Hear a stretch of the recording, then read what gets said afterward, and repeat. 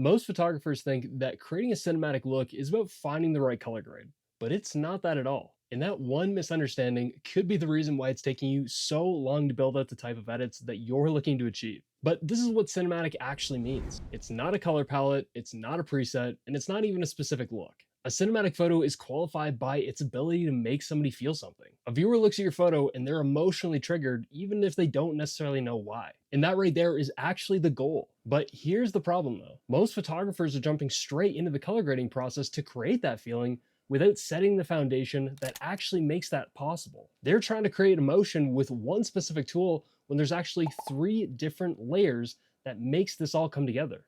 And those three different layers are lighting, color, and color grade. And here's where most photographers go wrong though, is they treat all three of these as one big editing task. They open up Lightroom and start moving everything around at once, hoping that they get a cinematic look that comes out of that on the other side. But each layer has its own internal process, and each one needs to match the mood and environment that you've actually set up before you ever opened up Lightroom. And that might kind of seem vague, so let me break down what each one of these does. So lighting is your foundation. It's going to be your tonal structure of the image, how the highlights, midtones, and shadows are sitting relative to each other. If your lighting layer isn't properly aligned with the type of emotion that you want to create, then no amount of color work is going to sit on top of this and work effectively. Color is the type of color palette that you're choosing. This is actually how all the colors in your photo relate to each other. And this is actually going to be where you choose your one dominant color that's going to set up the rest of your palette to create something like a complementary or an analogous color grade. And this is going to make sure that all the colors in the frame are supporting the mood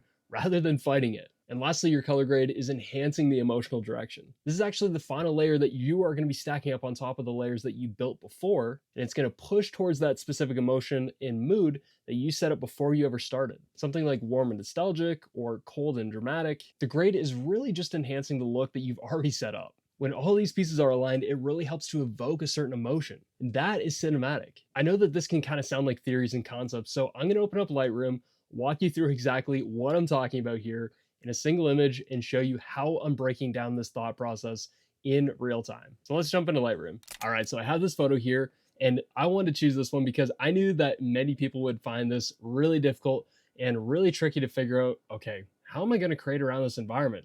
There's so much going on and I don't really know what to do. And so many people would push this probably towards like a colder environment. And so I wanted to go the complete opposite and create something that was warm that looked like this. And so this is going to be kind of our main objective and our target to go towards. And so I'm going to show you exactly how I'm thinking through this process, but throughout the three phases that we just talked about within the lighting, color, and color grade. So the first is setting our intention of what we want this photo to look like. So we need to set an emotional intention of where we want to go, because that's going to be the full qualifying factor of what we're going to achieve with this photo. And so my desire with this is to go something warm, like I said, but I want to create a lot of drama and I want it to look super contrasty. And so now with that information, I can start qualifying each of the lighting, the color, and the color grade to go based off this super contrasty and super warm type of look. And so first what I'm going to do is I am going to first white balance, because I can notice there's a lot of cold tones going on in here. All right, so what I'm going to do is I'm going to start pushing the temperature slider a little bit warm here. I'm going to come in on my image, making sure that I'm not pushing too much warmth into these shadows and making sure that the whites are balanced out. So right now it is looking a little bit red here, even within the shadows and within the whites. So I'm going to push a little bit more green here. This is looking more neutral white. This is looking more neutral black, maybe just a little bit warmer. Okay, so this is a good starting base, because if we were to go before and then after, you can see that this needed a lot more warmth. And so this is a good base to start, where we have more neutral blacks and neutral whites. Okay, so from where we sit, we want to create more drama, more contrast. So I'm going to start by lowering the deeper parts of the photo and raising up on the higher. So I'm going to start to lower here, lower some of these shadows. So the black parts are the deepest parts of the shadows. The shadow slider is the highest parts of the shadows. And then we've got our highlights. I'm going to bring these up because I want to create that really big gap and separation between the highlights and the shadows. But when I do push up the shadows, these highlights are getting super bright. So I'm just going to bring the whites down, and that's going to flatten out those highlights. I'm going to push the contrast slider. Perfect. Okay, that's a good starting base for me. And so I'm going to go into the tone curve, set a point for the highlights, midtones, and shadows. And the reason why I like to use both of these, the basics and the tone curve, I think of the tone curve as kind of like that finishing tool. I get everything relatively dialed in the basics, and I just go in and do a few tweaks within the tone curve just to make sure that this is sitting where I want it to. And so I like to think of this as kind of like an overall exposure, but I get to do a few more little tweaks within it. So I'm going to create a little bit more contrast by creating an S curve here, just like very slight, very basic. Raise up a little bit on the lower part here. I'm going to bring up a little bit more of those shadows because they are getting pretty crushed. Perfect. And I'm going to bring the head of the tone curve down just to flatten out these bright highlights. That actually helps to make it look like it has more dynamic range. So this is good. I'm going to turn the eye off and on. I feel like we're creating some really nice contrast here. I don't want too much fade in the shadows. Okay, perfect. So you can see this lighting is already starting to set up our mood. And that is step number one. Set the mood with your lighting. And this is what most people don't even think about when they're editing is, okay, what kind of mood am I looking to create around here? And so we're starting with the intention of lighting. Now we're going to go into the color mixer tab. And this is where we're really going to start setting up our look. And so initially, when I go into my color mixer tab, I'm thinking, so I need to choose one color that is going to set up the entire color palette for this photo. Because a photo needs to live within a color palette in order for it to be pleasing to the eye of a viewer. And so naturally, when you look at a photo like this, you're thinking, wow, there's a lot of color going on. I don't really know what type of color palette to choose. So this is where I like to qualify by choosing one dominant color. And so I'll go in and I'm saying which color is going to draw attention to the viewer themselves. And for me, that's going to be red. So if we go to a color wheel here and take a look at what kind of color palette we can create based off of, okay, if we have red on this side of the color spectrum, do we have an opposite color on the other side of the spectrum? Well, not currently right now because we don't really have a sky, so we don't have blue. But what we could do is we could push our reds into this deeper red tone. And what's opposite from that? It's pushing a little bit more into this green tone here. And so what we could do is we could push our green tones down towards this teal, and that's actually going to help us to create around this complementary color scheme. Because we have these colors, so why not try to create around this complementary color scheme? And so that's what I'm going to do, is I want to create this really warm look. And so I'm going to take the photos that are already living in my scene and use those to create the color palette. So I'm going to go back to the color mixer tab here, and I'm going to start pushing my reds toward that deeper red tone here. And I can see that there's some oranges here in the front part of the bike, in the fender. So I need to push those a little bit more red. Now the red's looking a little bit more pink, so I'm going to pull that back. And I want this to all look like one cohesive red tone. Okay, so I'm going to push my orange hue over, make the red look deeper red. Okay, so this is giving us a really nice deep red tone. Now, these greens don't really match within that color tone, and so what I'm going to do is I'm going to go to the greens and start pushing these more towards that teal tone. Now, I'm going to have to grab the yellows as well and do that with the yellows. Okay, now a qualifying factor that I actually talked about in a previous video is that these colors are actually drawing your attention away from the subject because these greens are way too saturated. And we want our subject to be the main focus when somebody's looking at our photo. So what we need to do is we need to lower the saturation on those greens. That's perfect. And then when I lower the luminance, that's actually going to bring back more saturation. But the eye is most attracted to the brighter and most saturated parts of a photo. So naturally, what we want to do is pull away the saturation, lower the luminance so that we can get more attention to our subject, right? And so you might say, well, I don't want it that dark. Okay, I'll bring it up a little bit, lower some of these greens so that the luminance matches all throughout the yellows and the greens exactly the same. And so I'm going to bring up a little bit more on the yellows here. Perfect. So now if we look back at our color wheel here, we can see we've got our reds sitting right here in this deep red. We've got our greens sitting more within this greeny teal. Now we're creating this complementary color scheme. And you can see that from what we had before, that's what we had before. It does not look flattering. It does not look pleasing whatsoever. But now, once we start moving the colors into a specific color palette, now it all starts to click, right? You're seeing what I'm saying here. This starts to look more pleasing to the eye because it fits in a specific color palette. Now, I think the last thing that I might do is raise up a little bit more saturation on these oranges here, just to get a little bit more color going to the dirt here. And I'm noticing that our yellows are actually playing in a little bit into the dirt. So I'm going to remove even more saturation from the yellows here. Perfect. And then remove a little bit of luminance as well. Draw less attention here. Okay, now we have a really cool look here. And if we look at our photo that we have here, the reference photo that we're trying to achieve, now we're basically there. You can see that we actually have less saturation here, but let's say that we want to keep a little bit more saturation here. Now you can see that these colors play perfectly into a complementary color palette. So now what's left is just enhancing that and pushing our colors to achieve the look that we want.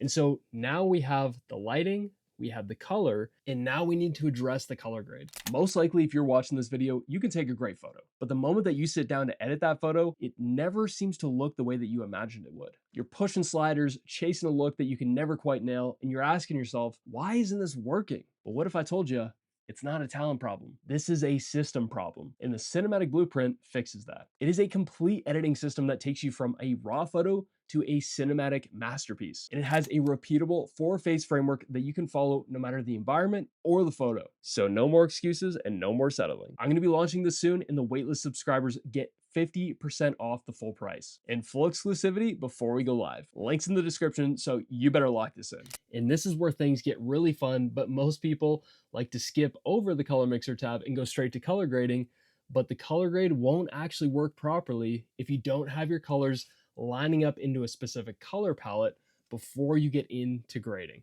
And so this is where this step becomes super important. So I'm going to go into my highlights here, and this is usually where I like to split my color wheel into two. So I've got my warm side over here, I've got my cold side over here. And this is just a very simple qualifying factor of saying, okay, do I want to go warm or do I want to go cold? And so for me, I know that I want this to go warmer. So in order to start pushing in a color grade, I like to just start pushing in exactly where my dominant color is sitting. So if my dominant color was somewhere up in these oranges, I push in that tone. But for me, it's these reds. So I'm just going to start pushing here. And it doesn't always look great, but that's okay. We're just going to get a start.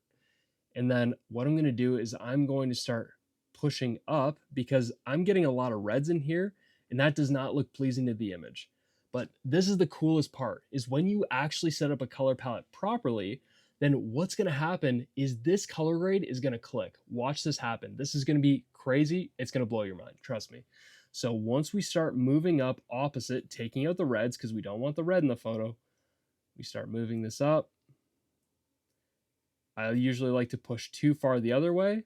Okay, so we're getting a lot of green, and I like to start easing my way back. Sometimes I can push too far. Okay, it's a little on the red side. Push up a little bit more. And somewhere in here, it starts to click. Now, this might be hard for you to see because this is within the highlights, and so we don't have a lot of highlights in our photo. So what we need to do is we need to go into the midtones because this is where we're really going to see it hit. And so I'm going to push in that same tone into the midtones. Okay, so now I am obviously pushing in a lot of saturation just to see what's clicking here. Is this going too green or is this going too red? And so I like to push a lot of saturation and then I'll dial it back once I get this to click. So this might be looking a little green. So I'm going to push this down toward that orange. And there it is. Honestly, this finds a balancing point because if you were to push too much this way, we're getting too much red in our photo, like within the trees here. But then if we push too much the other way, we're getting too much green. And it's kind of crazy how this happens, but when you swing from one extreme to the other, you'll just find where it actually starts to click. And for me, it starts to click right here. Yeah, we're getting this nice warm tone. And you can see like this is aggressively pushed. Like the saturation is really high and really heavy here.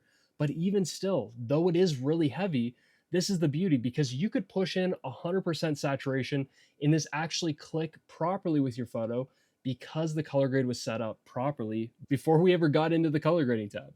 And so now when I just dial back that color, this still aligns perfectly with the color tone because I already know where my color needs to go. And now I can go back to the highlights here. So that was at 42. So I'm going to go 42. And now I'm going to go to my shadows and I'm going to push opposite on the color wheel from where we had our color tone here. So that needs to come up somewhere here. The reason why I'm doing that is because I'm balancing out these blacks. Because if we look here, I'm going to turn the eye off and on. We're actually getting a little bit of warmth coming into these deep blacks. And so we want to balance out our deep blacks to get neutral blacks. And so I'm going to push in a little bit of color. Now I don't want to go too much because if I go too much, then I'm going to turn these blacks blue. And I do not want that. So I'm going to come out here. These blacks are looking neutral. And so now as a whole, this is looking far better. But what I need to do is decrease the saturation of these greens a little bit more, just because it's still drawing my attention. Wow, that looks super cool. Okay. So now what I'm going to do is I don't want so much saturation in these oranges because we're really getting that in the trees here. So I'm just going to pull back on that saturation a little bit more. So it's not pulling attention away from the rider themselves. I'm just going to decrease a little bit more saturation and let's get more color in the color grade here.